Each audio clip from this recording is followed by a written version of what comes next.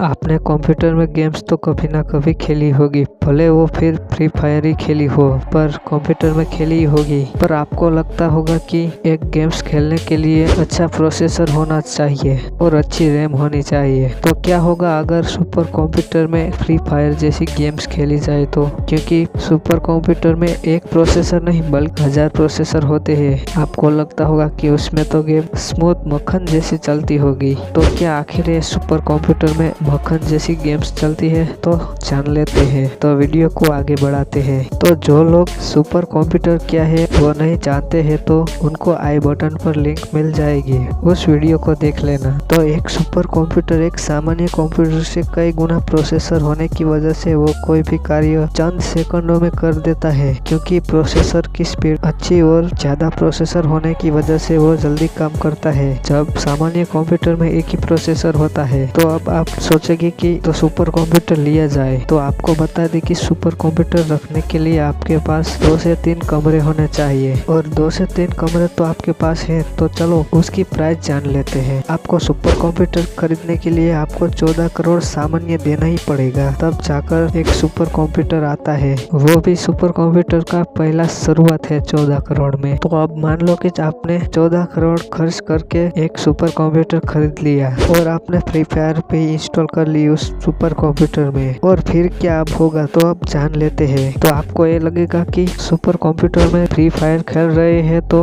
एकदम मक्खन की तरह हम सभी को ढो डालेंगे। पर रुको, ऐसा नहीं होगा। बल्कि सुपर कंप्यूटर में आप जैसा खेलना शुरू करोगे तो आपको ऐसा लगेगा कि जैसे 3G रैम वाले फोन में खेल रहे हो। तो आप चौंक गए ना? तो आप कहेंगे कि आखिर ऐसा क्यों? इसमें सुपर कंप्यूटर में तो हजारों प्रोसेसर होने के बाद ये मक्खन की तरह चलना चाहिए, पर ऐसा नहीं हुआ। तो आपको बता दें कि सुपर कंप्यूटर एक कोई गेम खेलने के लिए नहीं बनाया गया है, बल्कि सुपर कंप्यूटर को बड़े बड़े कार्य करने के लिए बनाया गया है। जैसे कि देश के मौसम विभाग को जानने के लिए, DNA को जानने के लिए, वैसे अन्य कामों में बड़े बड़े गणतरी करने के लिए सुपर कंप्यूटर का इस्तेमाल किया जाता है। इसलिए सुपर कंप्यूटर में CPU की मात्रा ज़्यादा होती है और गेम्स खेलने के लिए हमें GPU की ज़रूरत पड़ती है। यानी कि GPU की इसलिए हमें ज़रूरत पड़ती है क्योंकि GPU का प्रयोग ग्राफिक में ज़्यादा होता है। यानी कि एक कंप्यूटर में जो चित्र होता है यानी कि इमेज होती है उसे सही तरीके से दिखाने का काम GPU करता है। इस वजह से GPU का इस्तेमाल गेम्स खेलने में ज़्यादा होता है, और CPU का इस्तेमाल गेम्स खेलने में तो होता तो है पर कम इस्तेमाल होता है।